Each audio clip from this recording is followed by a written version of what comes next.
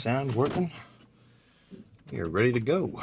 So, typically I wouldn't really do a little car talk because usually I wouldn't drive to this gym. It's only a second away from where I live.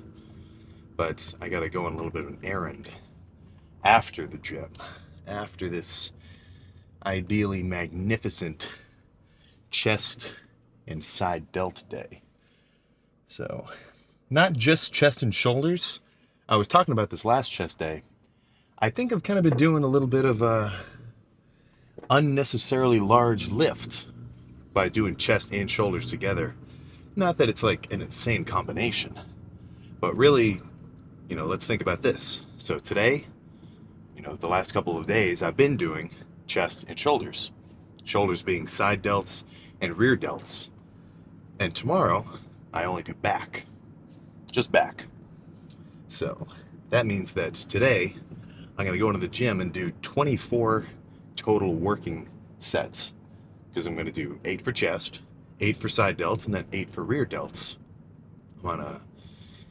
I used to do 11 for everything. I'm trying to lower the volume, see how it feels. So, I mean, 8's kind of arbitrary, but it's a number where by the time I've done that many hard sets, I feel like I did enough and I got a good pump. So, that's kind of how it's, based on. Around there, I think is probably right. So getting back to that, 24 sets in one lift, and then 8 in the other. It's not like there's anything special about doing rear delts and side delts on the same day, apart from just having a big shoulder pump, which is kind of nice. But honestly, now that I'm thinking about it, the back pump check would probably be even freakier with a rear delt pump. Maybe I've been missing out on some extra width at the top end of my lat spreads, at least during the posing session. So, but apart from any of those sort of benefits, then it's just a little bit more of an even workload. I used to do a split where I used to do the Arnold split for a while. I still wouldn't do shoulders because I do shoulders kind of sparingly because they're kind of overdeveloped. But I would do legs, chest and back, and then arms. So leg day, that's pretty good. 2 pretty solid muscles, but it's legs. That's just part of the deal. And then arms, 2 small muscles, so still not that crazy. But chest and back, I just found that it ended up being a little bit too much. Like I'd do chest, and chest would be sweet. The chest workout would be perfect because, I did chest first. And then by the time I got to back, I was already kind of fatigued. The pump wasn't really there. And that's really your whole torso all at once. So now I split it up. So instead of repeating that split every 3 days and doing legs, chest and back, arms, and then the next day go right back to legs again and repeat the loop, now it's got an extra day in it. Legs on their own, then chest, side delts, then back and rear delts, and then arms, if you were curious about the current split. Which honestly, it kind of seems like a silly question for you to ask. Because if you look at the upload schedule, that is the split. It's just a lift after lift after lift. I guess that depends on your pattern recognition skills. But as long as you hit every muscle group about twice a week, I'd say that's pretty much the ballpark you want to do. No point overcomplicating it. It's like, if you go hard, you'll get the same results from doing push-pull legs or Arnold split. I think it gets a little weird if you're going full body. I'm not inclined to want to do a full body workout, apart from maybe just for general athleticism and staying active. In a bodybuilding context, I want to go in here and just thrash specific muscles on a specific day. But plan for chest, I would love to do incline Smith machine as the opener, but they got rid of a bunch of old equipment. And, I'm kind of ticked off about it, because they had these 2 old Smith machines and they didn't have any counterweights. So it was just the bar on the rails, which is perfect. That's my favorite kind. Just super smooth, whatever. And then they also had this really old pec deck. The old machines, they knew what they were doing when they designed them. Right? I feel like a lot of, I guess now I'm just freaking roasting of gym equipment companies. But to an extent, I think they're kind of trying to reinvent the wheel. You know, I'm not saying there aren't cool new machines. Like, I try new shit and I'm like, oh, I've never seen this before. It's badass. But, you know, when you got a pec deck and the seat is like moving up and down as you do the rep, and there's cables upon cables just on pulleys, it's like you don't have to overcomplicate it that much. That's more of just a personal take, though, you know.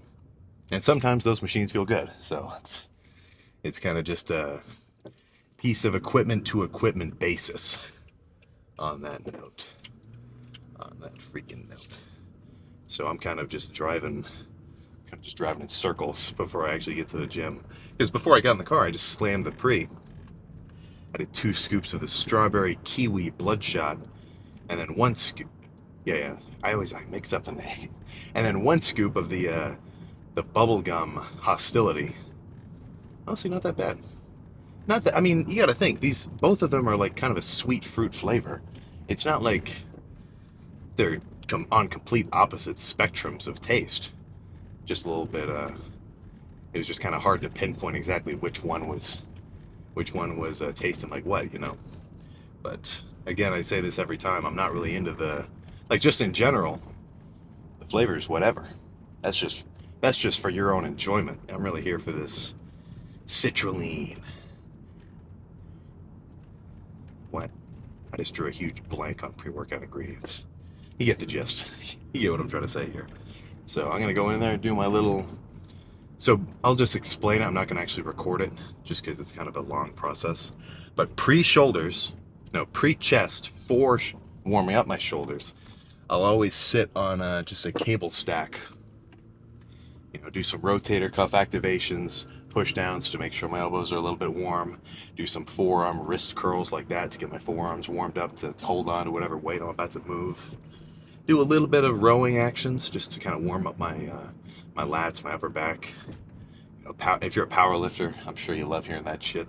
Getting your scapular retractions, stuff like that. But, you know, once my shoulders are all warmed up, we will jump into whatever that first working set is going to be.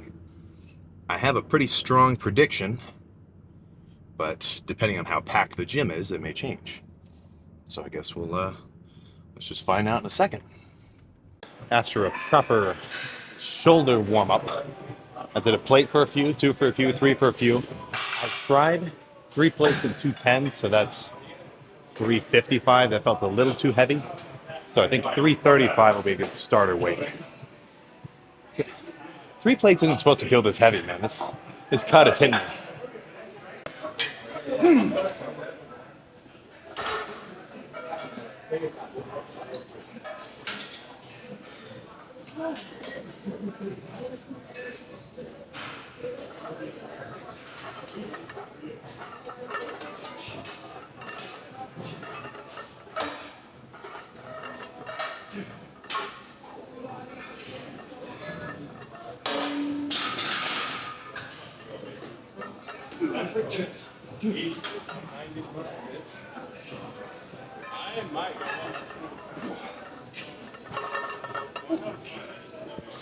Okay. Let's drop to 3 plates.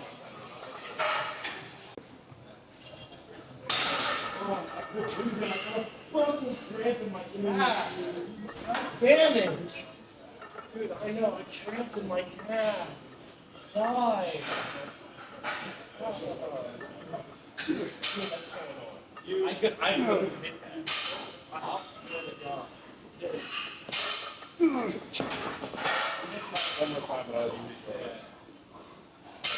so annoying. I'm never doing it.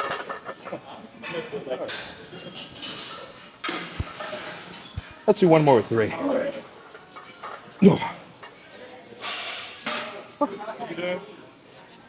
Let me show you the process of re-racking this shit too. It really takes forever to unload this fucking weight every time.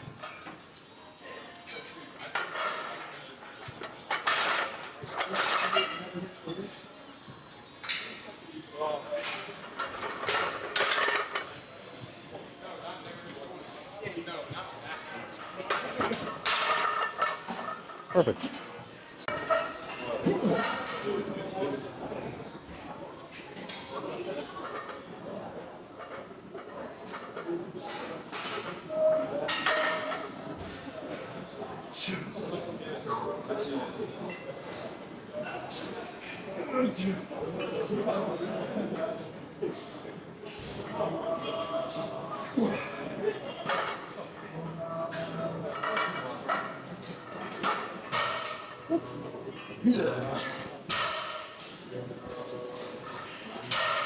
I was thinking about turning that into a drop set and just re-racking it before that last rep and going down to 2 plates.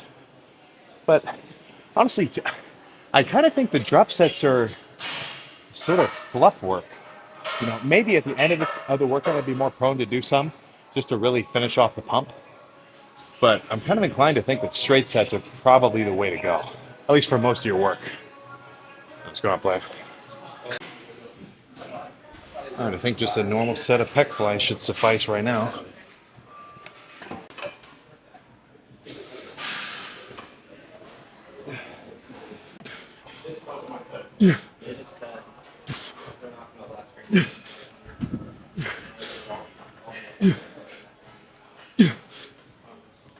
Okay. All right, that's actually a little too light. I'll come back to this later. Let's go do some kind of pressing movement.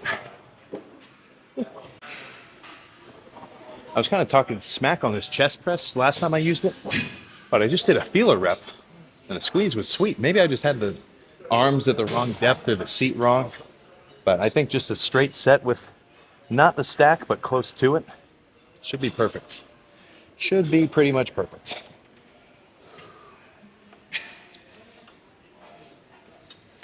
What am I even talking about?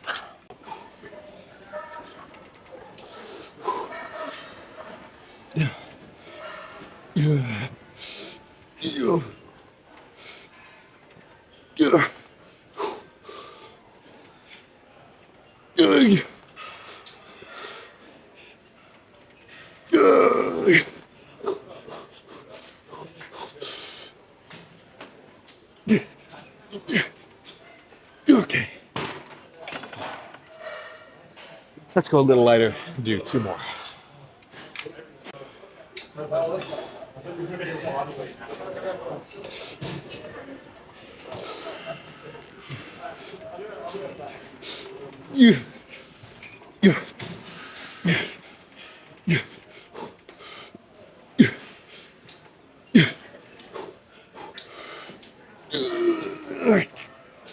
Okay. 1 more.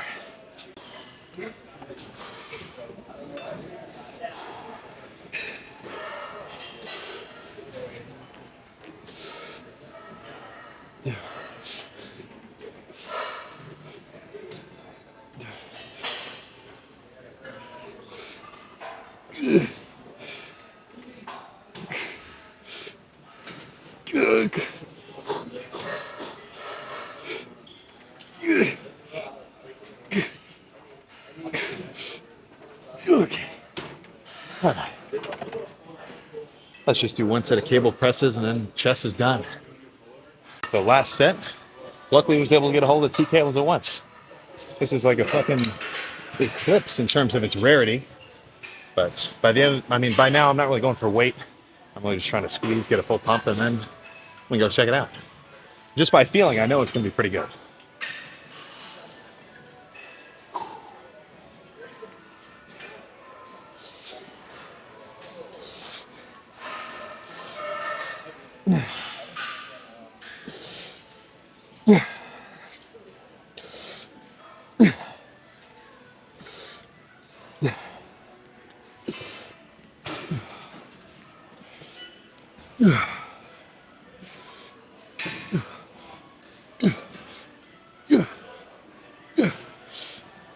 Okay.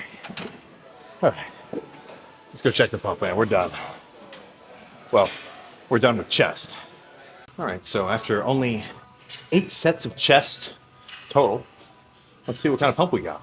You know, back in my early days, I bring this up sometimes. As a beginner lifter, I was doing 25 sets of chest. I can almost guarantee I had my peak pump at around 10 sets But then I just kind of did a bunch of extra fluff work for no reason. You know, it's not like I don't like being in the gym, but I want to make my workout as efficient as possible. So there's no need to be in here for more than like 15 sets for a single muscle group. That's for sure. So let's see what we're looking like pump wise. I actually had a conventional bodybuilding meal. I prepped it for one of my classes. It was steak and rice. Can you believe it? It wasn't just a bowl of cereal. But again, I don't care that it's steak and rice. I only care that it had like 60 grams of protein, 80 grams of carbs, and some fats. Oh my God.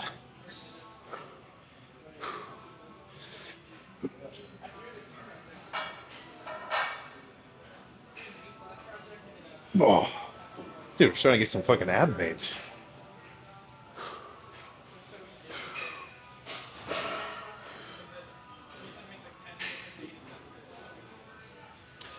Oh.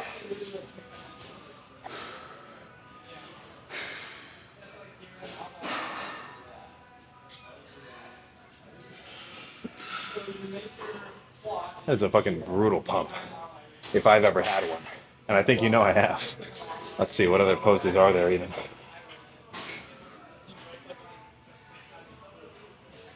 No. And remember, we've got 4 more weeks left to cut, and this is only halfway. We're only at the halfway mark. So, only more to come. Dude, the shoulder striations are already crazy, and they're not even fucking pumped. Dude, killer. So, let's just go spam side laterals, and then we can get out of here. Okay, let me do one more. Let me get one more side chest.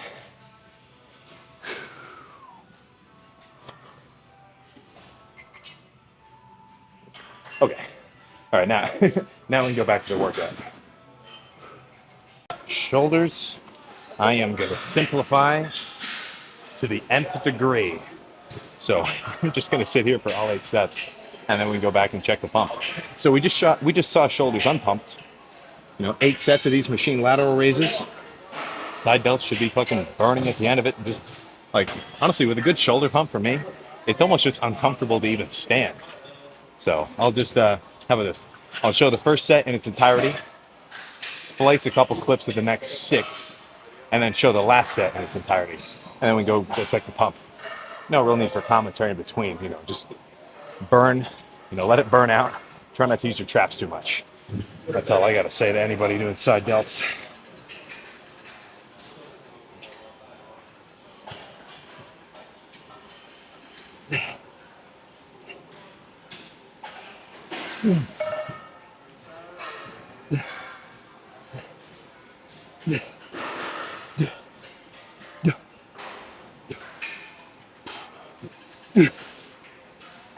Okay. All right. 7 more. I mean, does that look that hard for a solid shoulder pump? It's really not that much effort, dude. Not that I think anybody complains about a hard shoulder day, but you get my point.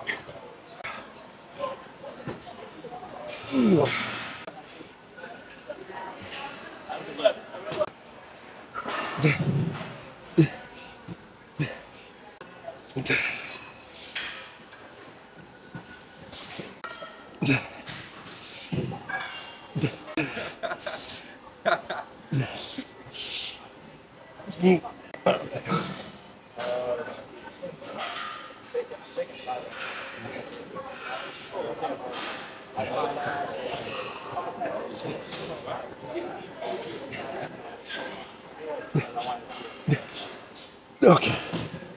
All right. I think side delts have been sufficiently thrashed. Let's find some good lighting and check them out. Okay, let's check these shoulders out. There's nobody changing next to me. Come on. My go-to lighting spot was taken. I don't know, something about that little room is just, it just has a calling to have people walk dumbbells over to that little area to do a dumbbell workout. Personally, I can't relate, but I guess do whatever you want to do. You know, this is a shared space, so it's not like anyone is entitled to any specific area. regardless of training level. If you catch, if you understand what I'm getting at. So let's just run through a couple and then we'll get out of here. Ooh.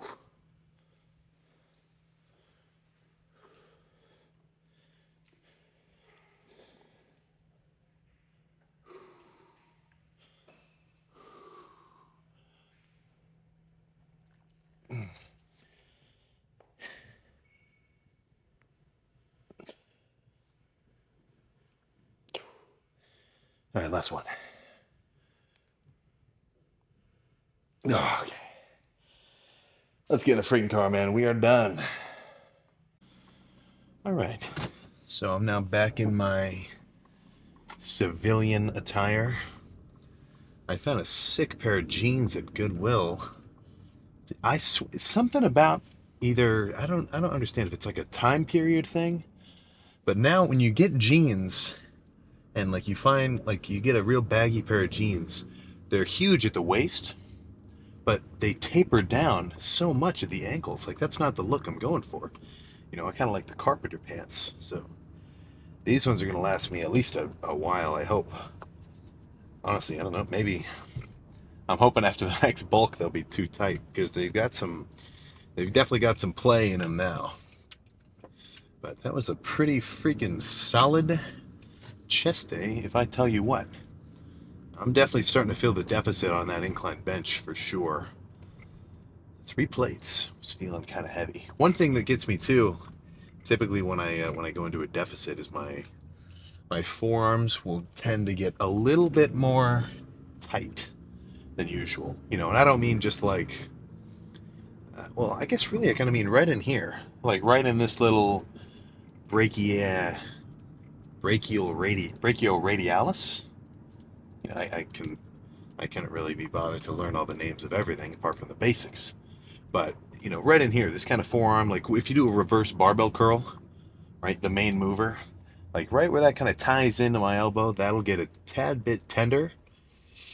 But really all I end up having to do is just, you know, do some warm-ups of the area. So like before I did any sets of even just one plate trying to warm up for that bench, you know, I was sitting on the dumbbells doing some reverse curls, doing some rotator cuff stuff. I'm not inclined to believe that like you hold a dumbbell, I don't think doing this really does anything for you.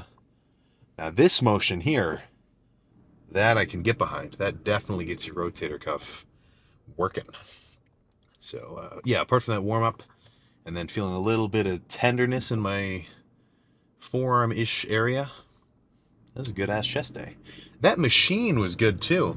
I'm kind of surprised how much I liked it. You know, because the last time I did it, I really just did not care for it at all. I think maybe it was just my execution. Because well, I don't remember. The last time I was there and did chest and did that machine, it had to be weeks ago. But something about it today, I really kind of emphasize actually like locking out and really getting an extra squeeze at the top and then coming back down. So, I mean, the pump was flawless, so something must have freaking happened. Something must have freaking happened. So let's kind of recount what the volume was made of. I think it was 3 sets of incline press, 1 set of pec flies, 3 of that machine. Okay, so 6 sets of pressing, 1 set of flies, and then 1 set of kind of lighter squeezing pressing with the cables. You know, that sounds about right. I think you're going to be able to do the most damage to your pecs, and by damage I mean good damage, with the heavy pressing. But in terms of like really getting a pump, getting some blood flow into the area, you know, stuff where you're going to get a real good stretch and squeeze like flies or some cable work, that's good for you too. And I would want to orient those movements more so towards at least the second half of the lift-ish. I wouldn't want to start off with pec flies. For one thing, they're just too light, and I'd be able to just sit on the stack forever, at least in terms of reps. I mean, me fresh on that cable stack, I could foresee 50 reps. You know, you got to load your muscle with what it's capable of in the beginning of the workout. I feel like that's a pretty solid way to go about it, especially progressive overload style. You know, that's that first set when I'm nice and fresh and strong. That's a pretty good indicator of my strength level. You know, I really couldn't be, well, I guess it might bother me a little if I'm like extra weak, but at the end of the lift, you know, I wouldn't mind maybe coming back to the incline bench and putting only 2 plates, even maybe a plate and a 25, and just kind of doing burnout reps. Maybe do like a, I don't know, maybe a superset of like 185 or 2 plates on incline bench and jumping straight onto pec deck. You know, I think I was talking about it earlier. The supersets and the drop sets, I'm starting to think that it's just kind of extra fluff, you know?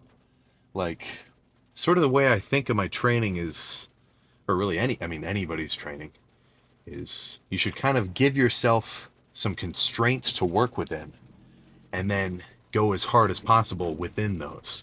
So, you know, I don't go in, and I'm not saying this is the best method, but when I go into the gym, it's not like I'm thinking, okay, I'm just going to do as many sets as I can. I'm just going to do as many sets as I can until I get a good pump, and then I'll call it.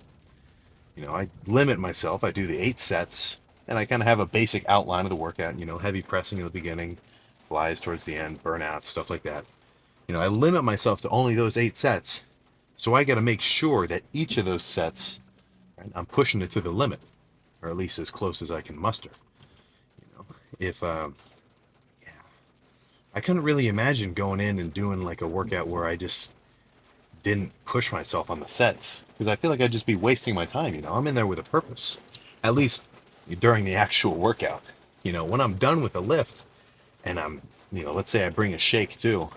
I've said this before, I could sit in there for an hour and a half, you know, because I'm not going to go out to the bars at night. That's my social hour. That's where all my boys are. So, you know, maybe I'm the asshole for wanting to talk to them while they're lifting, but I probably wouldn't want to do too much talking when I'm lifting.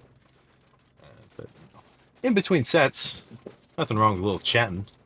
But if it gets to the point where you're losing your pump, you're, you know, you're not maintaining a sweat, right? That's a little bit too much. You know, if you're talking for more than 5 minutes between sets, and even 5 minutes is probably a bit excessive, then, you know, what are you doing in there? I'm not prone to like agitation in the gym. Like if everything's busy, you know, I'll just find my own stuff, or I'll like pick a new movement, whatever. You know, it's not like I'm gonna think, oh crap, everybody's on my machines. Fuck, what are you doing on my machine? Like, you know, I'm not really thinking that. But I was kind of starting to lose my mind a little bit on the beginning of the in my warm up, because I'm doing cable stuff just to, you know, get my triceps warm, rear delts, some rowing action, you know, shit like that.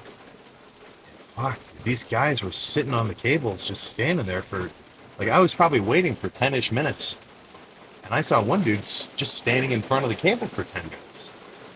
It's like, come on, man, let me use some shit. What are you gonna do? But didn't let that stop me from having a good lift. Not even a little. I hope the audio doesn't get too messed up from the rain.